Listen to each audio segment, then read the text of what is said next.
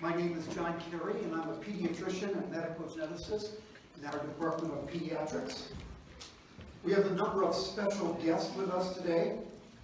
I'd like to acknowledge Gina Szajnuk, who you will hear from in a moment, as well as Andrew and Claire, the presidents of the Pediatric Interest Group, who actually organized the event.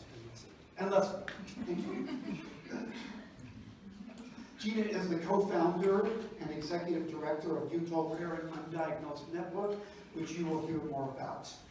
And I will introduce her particularly in a moment.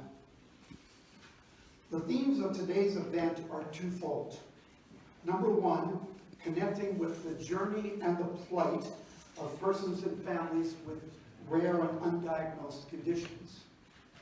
And two, listening to, quotes, our patients, in particular listening to their stories. Regarding rare, in the U.S., it is defined as less than 200,000 people in a population. So in pediatrics, this transfers to a birth prevalence of about 1 in 1,000 infants. That makes cystic fibrosis and spina bifida neural tooth defects, conditions you heard about from Dr. Jordy right back in the fall, qualify in the rare condition category, with Down syndrome actually being right on the border. Of note, 80% of conditions that are labeled rare are genetic, so it's not a coincidence that a geneticist would be interested in this topic and helping to host this meeting. The undiagnosed is a special group of the rare. In my clinic experience over the last 40 or so years, it's very uncommon for me to be evaluating a child with multiple birth defects or developmental delay who doesn't have a diagnosis. So certainly, lack of a diagnosis has been around. What's different is that the combination of awareness promoted by people who are our guests today and next generation sequencing has really reframed the issue of the undiagnosed. I would now give it a capital U.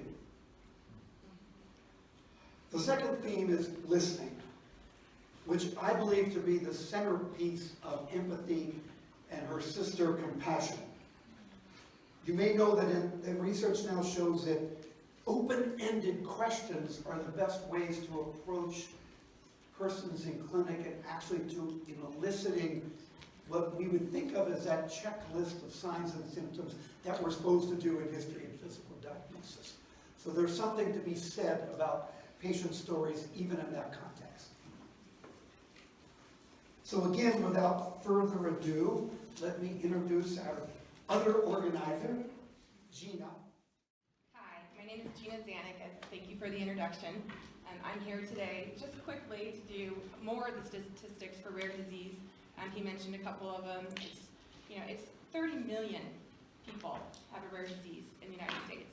That's 1 in 10. That is 50% children. 30% of the children will die before the age of 5 or 6. And I'll get choked up because Ava would have been one of those statistics if I wouldn't have fought for her in the ER in 2013, but I will let her share her journey. I also wanted just to say, that's us. And my husband is the assistant general manager for the Utah Jazz, so I'm going to do a little plug, go Jazz, we must win tonight.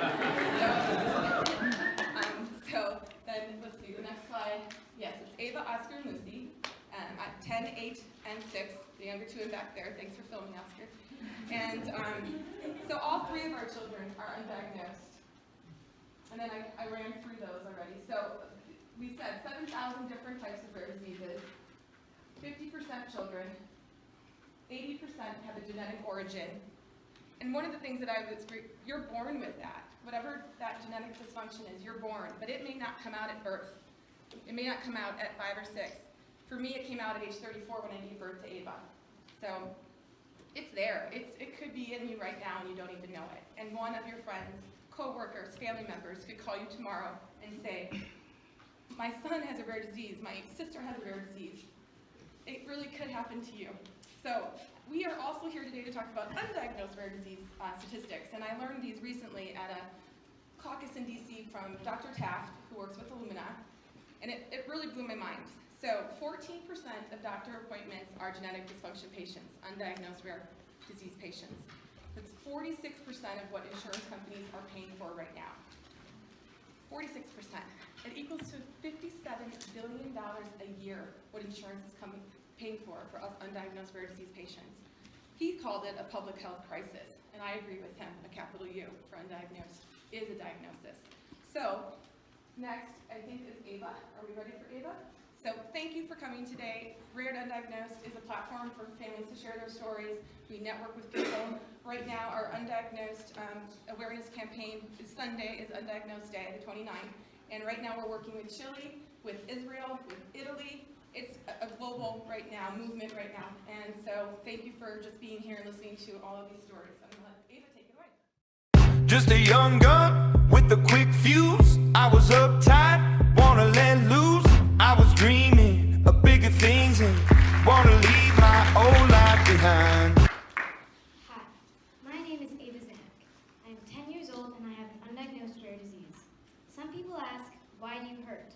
And I say, if we knew that, I would already be cured. Imagine it like every normal person was a brilliant blue sky, and I am a raging Hurricane Harvey. I was born a healthy baby and my parents waited their whole lives to have me. I was loving preschool and making lots of friends. But then, when I was 3 years old, my mother found a mass in my brain, an arachnoid cyst. When I was 5 years old, I had many dramatic temperature changes, red hands, and extreme fatigue. When I was 5 years old, I also hit my head playing with the babysitter. I went on a very scary and painful journey. Our doctors didn't believe my mom, but my mom didn't give up. If she would have, I would not be here today. I hit my head on May 3rd, 2013. On May 10th, I had an MRI that showed my arachnoid cyst was stable. I was also still having head-splitting headaches every moment of the day and night. I couldn't sleep at all.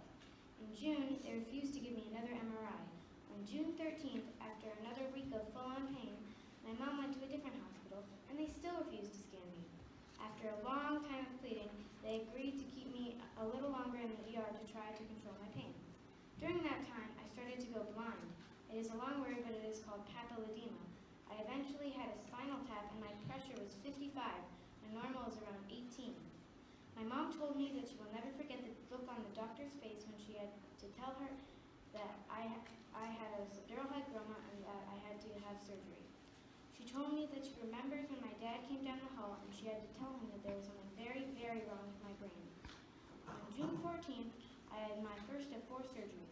I lived in the Children's Hospital, Wisconsin for over 5.5 weeks. The subdural hygroma was giving me unusual fluid in one side of my head, and that was what was causing the pain. The first surgery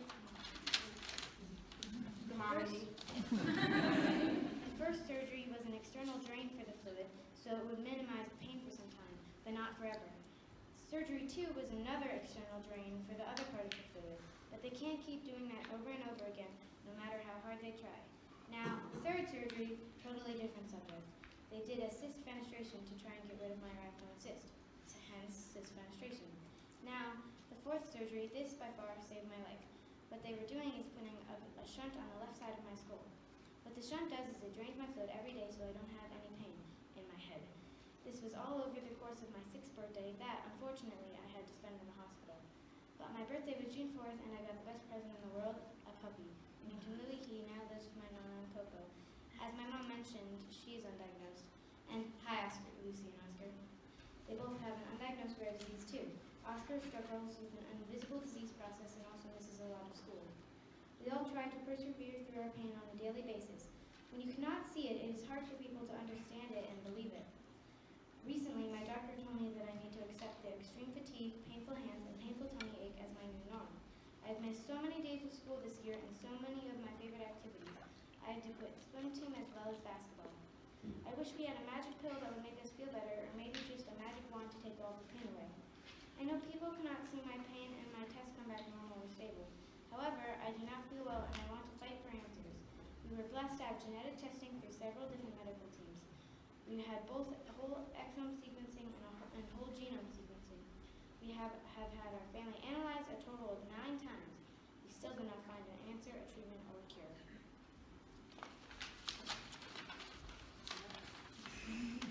Here is a picture of our family that Dr. John Carey made when we met him a few years ago. Over the past 6 years, we have been to 8 hospitals in 5 different states. We have seen over 50 specialists. We still do not have answers for the root cause of our health concerns. My message to you all here today is that we hope you go into genetics because it is only going to get more interesting as I grow up. We need more of you to help our undiagnosed rare disease patients like me to find answers. Only then will we be able to start on the next chapter of our journey, finding a treatment and a cure. I am honored to be standing here today, still shunt dependent, and apparently undiagnosed is my diagnosis. I still have my daily pains and fatigue, but I'm still here, speaking to you, still alive.